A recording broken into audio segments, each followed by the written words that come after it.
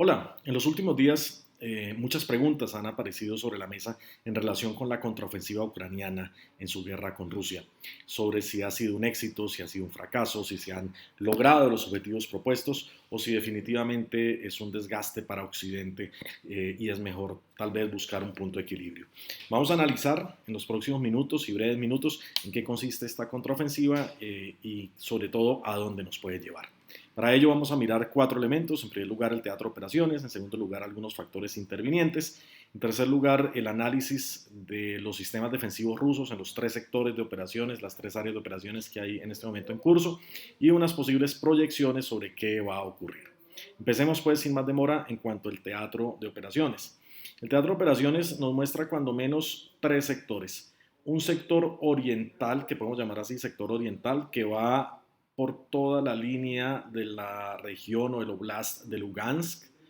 Un sector que podemos denominar sector suroriental, que es el sector del oblast o la región de Zaporilla, que es donde está ocurriendo el esfuerzo principal de la contraofensiva, que ya lo habíamos dicho, entre otras cosas, en un video anterior, mucho antes que la contraofensiva iniciara, haciendo un ejercicio de prospectiva, habíamos indicado que posiblemente era en este sector, en el Oblast de Zaporilla, donde se realizara el esfuerzo principal, y un tercer sector, que es el sector del Oblast o la región de Gerson, que podemos denominar sector sur. En estos tres sectores es donde se está desarrollando la contraofensiva ucraniana actualmente. ¿Qué factores intervinientes debemos tener en cuenta? Básicamente, doctrina rusa. La doctrina rusa es algo curioso porque nos mostró al inicio de la guerra un trabajo de 2 décadas para hacer avanzar el pensamiento militar ruso. Nos hablaban del modelo Gerasimov, nos hablaban de la propuesta de guerra no lineal, que en Occidente llamamos guerra híbrida. Incluso cuando empieza la guerra en Ucrania, había expectativa que fuera una guerra muy rápida, una especie de blitzkrieg hecha ahora por los rusos. Pero en la medida en que esto va avanzando, los rusos dejan de lado esa evolución que habían tenido durante 2 décadas en su pensamiento militar y se concentran en lo más clásico posible. En la doctrina aérea, como lo veíamos en un video también anterior, los rusos han sido muy conservadores en cuanto a aplicar el poder aéreo y en la parte terrestre están incluso recurriendo a cosas de la Segunda o hasta de la Primera Guerra Mundial. Vuelve a aparecer la batalla de Cerco, vuelve a aparecer la importancia de la artillería campaña, vuelve a aparecer la importancia de los blindados, vuelve y aparece la masa como un elemento decisivo en las operaciones rusas, muy al estilo de la Unión Soviética en la Segunda Guerra Mundial, y sobre todo vuelve a aparecer el concepto de batalla en profundidad. Recuerden ustedes que el concepto de batalla en profundidad tiene dos componentes, ataque profundo y defensa profunda, defensa en profundidad. Evidentemente, por ser una posición defensiva la que asume Rusia en esta contraofensiva ucraniana, tenemos que hablar por ahora de defensa en profundidad. ¿En qué consiste esto? Es como si fuera una cebolla de capas y capas y capas de defensa y de elementos de contramovilidad. O sea, en términos más formales, son una serie de subsistemas defensivos dispuestos en capas de contramovilidad, además que tienen elementos tanto posicionales como móviles para conformar estas capas de contramovilidad. ¿En dónde? Ya habíamos hablado en la introducción de tres sectores importantes, el sector oriental, el sector suroriental y el sector sur. Empecemos a analizar cada uno de estos sectores para ver cómo se han conformado los sistemas defensivos rusos y por qué es tan difícil para los ucranianos avanzar en estos tres sectores. Empecemos por el sector suroriental.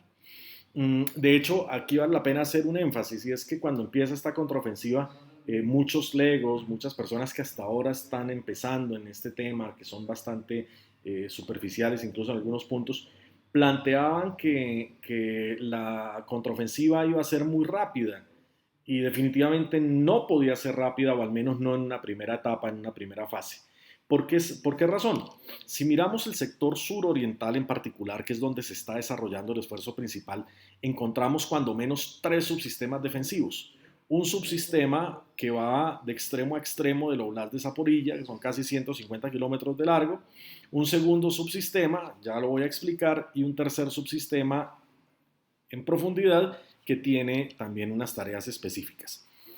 ¿En qué consisten estos tres subsistemas? El primero, como les decía, es una línea de 150 kilómetros de largo por una profundidad de 30 kilómetros, compuestos de múltiples barreras puestas una detrás de otra, barreras de contramovilidad, una capa de contramovilidad después de otra, después de otra, después de otra, hasta completar 30 kilómetros de profundidad. Es este primer subsistema.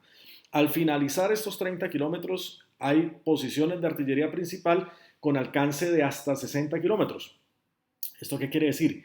Que tienen protección artillera los 30 kilómetros de profundidad de este primer subsistema defensivo más 30 kilómetros más adicionales. Si lo vemos en una imagen, es esto. ¿Sí? Aquí la línea azul nos muestra, la línea azul clara nos muestra la línea de avance hipotética de los ucranianos, y aquí encontramos estas capas de barreras de contramovilidad. En primer lugar, posiciones o emplazamientos de mortero, que son, voy a empezar a utilizar el puntero láser, que son estos que estamos viendo acá. Este se entiende que es el movimiento ucraniano, en la pantalla sería de izquierda a derecha. Lo primero que se encontraría este movimiento ucraniano serían emplazamientos de mortero, después fosos antitanque, después líneas de defensa de dientes de dragón, de básicamente 3 líneas de dientes de dragón en profundidad. Después de las líneas de diente de dragón, una serie de trincheras en zigzag, no solamente la trinchera lineal, sino la trinchera en zigzag hacia adentro. Después otra línea de dientes de dragón, después posiciones para tanques y más fosos antitanque posteriormente. Esto es tan solo una de las capas. Supongan ustedes que después de esta hay otra igual, después de esta hay otra igual, después de esta hay otra igual, así hasta completar 30 kilómetros, y al finalizar los 30 kilómetros hay posiciones de artillería principal con un alcance de hasta 60. Entonces, evidentemente esperar un avance rápido en este primer subsistema es algo muy difícil, es prácticamente imposible. El segundo subsistema, perdón, me regreso un poco. El segundo subsistema, después de este, retorno al sector suroriental. El segundo subsistema está compuesto ahora no por una línea de 150, ese es el primero, sino por una línea posterior de 130 kilómetros. Aquí la profundidad es de 15 kilómetros solamente, pero en estos 15 kilómetros hay también capa tras capa de barreras de contramovilidad, con también posiciones de artillería principal al finalizar estas capas de 15 kilómetros de profundidad. Pero este segundo subsistema tiene cuando menos dos funciones: servir de una nueva línea de frente en caso que el primer subsistema sea superado, o generar una posibilidad de defensa elástica. Y aquí volvemos otra vez a la Segunda Guerra Mundial. Defensa elástica es un concepto alemán muy desarrollado por von Manstein, que en resumen es dejar entrar al adversario, dejar que avance hasta cierto punto, generar una línea de defensa elástica que vaya echando hacia atrás, y en algún momento esa línea de defensa hace un gran ataque de flanco, de tal manera que vuelve y recupera lo que ha perdido antes. Eso se llama defensa elástica. ¿Esto qué quiere decir? Que esta defensa elástica obligaría a que este segundo subsistema defensivo tuviera posiciones muy fuertes a los dos lados. Y eso es lo que se ve justamente en este punto. Este es el primer subsistema, este es el segundo subsistema, y aquí vemos posiciones fuertes a un lado y posiciones fuertes al otro, para justamente generar una hipotética defensa elástica.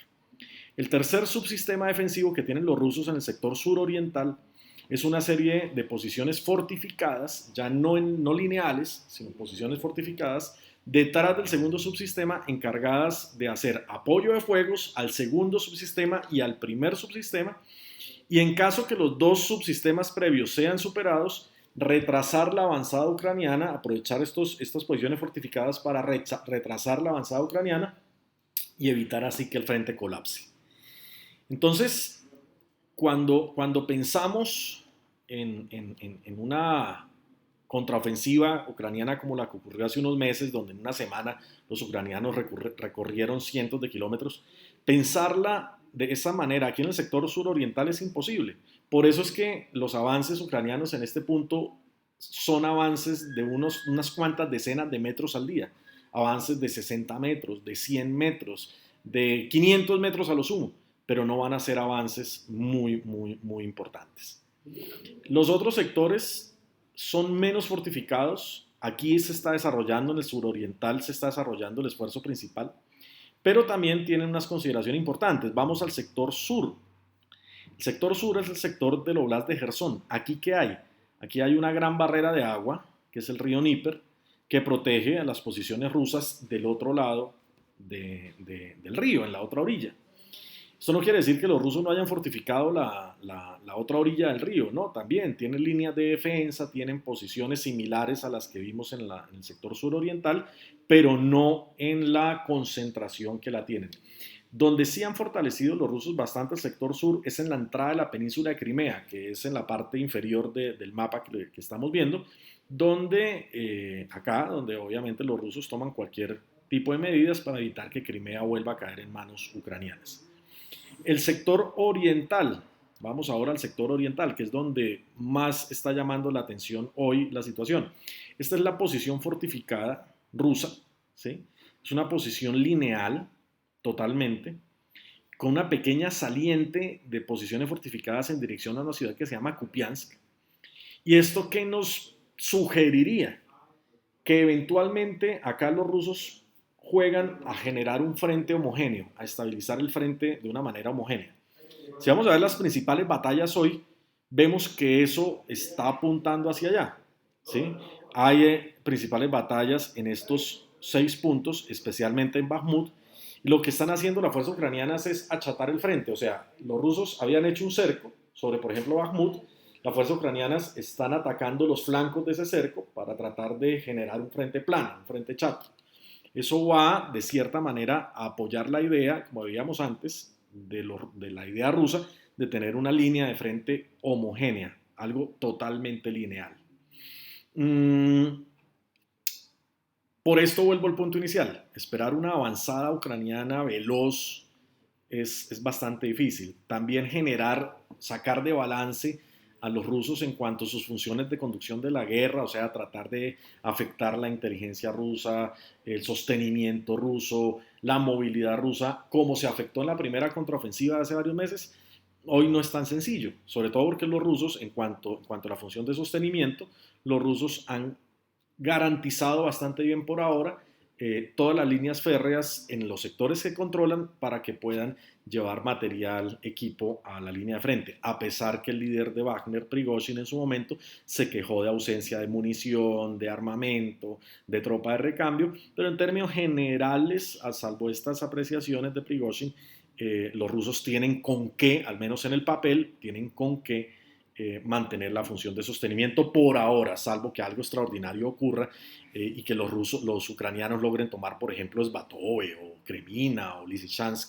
que son grandes nudos ferroviarios, pero de resto, en el papel tienen con qué sostener los rusos la función de sostenimiento.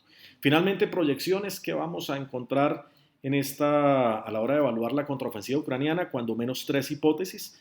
Una H1, donde pudiéramos decir que la contraofensiva no funcionó y que lo que viene a continuación es una guerra de desgaste, la continuación de la guerra de desgaste que ya venía de hace varios meses. Una H2, una hipótesis 2, que sugeriría que la contraofensiva no funcionó, pero que no va a venir una guerra de desgaste, sino que viene una respuesta rusa. Y una H3, que eventualmente yo le daría alguna validez, y es que la contraofensiva va según lo planeado en cuanto por ahora quieren generar un desgaste en las líneas defensivas rusas y buscar una mejor posición ucraniana para poder emplear las armas que Occidente le ha dado, sobre todo los Leopard y este nuevo tipo de blindados, que pudieran aprovecharse tan solo cuando estas líneas de defensa hayan sido degradadas lo suficiente o porque no dislocadas para poder emplear los blindados. De las 3 hipótesis, como les digo, yo le doy valor a la tercera. Entre la 1 y la 2 me quedaría con la 1, o sea, le daría una probabilidad de ocurrencia a la H1 y a la H3. Pero bueno, nada está escrito, vamos a ver qué ocurre. Por último, la pregunta obligatoria es, bueno, ¿y qué va a pasar con Wagner después de la rebelión? Y de nuevo entramos al escenario de las hipótesis. Una H1, donde sugeriría que la intentona de golpe fue real, que posiblemente Prigozhin fue reclutado por Occidente, como lo decíamos en el video de corto de análisis sobre el levantamiento. Una H2, que el levantamiento fue real, pero no fue porque Prigozhin haya sido reclutado por inteligencia occidental, sino más bien por una pelea interna de líderes políticos y hombres fuertes en Rusia, pensando en el año entrante, en un año electoral, y buscar tratar de hacerle un contrapeso político a Putin. O una H3 que sugeriría que el golpe no fue real, que la intentona no fue real, que fue una especie de operación de información rusa, una especie de finta de engaño para poder llevar tropa de Wagner hasta Bielorrusia sin que le generara bulla en el vecindario. Si miramos al final del día hoy, ¿qué hay en Bielorrusia? Hay armas nucleares rusas y hay tropa de Wagner entrenando al ejército de Bielorrusia. Eso puede servir para una escalada futura, no solamente en dirección a Ucrania, sino en dirección a Polonia, pensando ya en un escenario que involucre a la OTAN. Están las tres hipótesis sobre la mesa. Incluso hoy mismo salió la noticia que Lukashenko, el líder de Bielorrusia, decía que Prigozhin incluso había abandonado Bielorrusia y que estaba en San Petersburgo nuevamente. Esto hace parte de la ausencia de información y del oscurantismo que uno puede encontrar en relación con la guerra, la niebla de la guerra, como dicen la teoría, pero sobre todo la dificultad de hacer una apreciación muy, muy puntual de lo que ocurra dentro de Rusia. No tenemos la información obviamente para eso, no tenemos el alcance para eso. Pero bueno, esa es básicamente el análisis que podemos hacer de la contraofensiva ucraniana y nada, invitarlos a que sigan muy de cerca estos acontecimientos y podamos apuntarle a un análisis y a un aprendizaje obviamente de lo que está pasando allá. Muchísimas gracias.